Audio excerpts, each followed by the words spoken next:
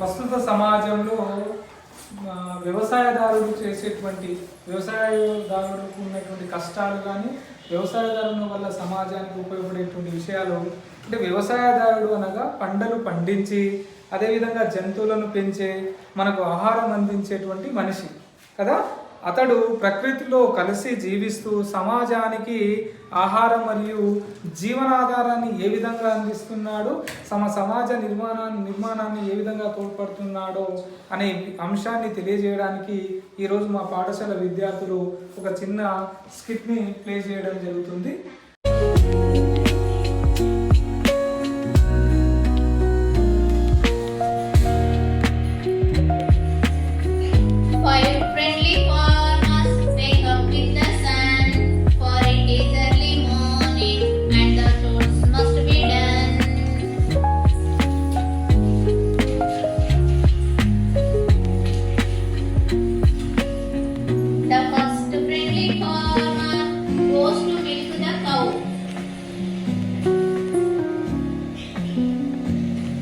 The second friendly farmer thinks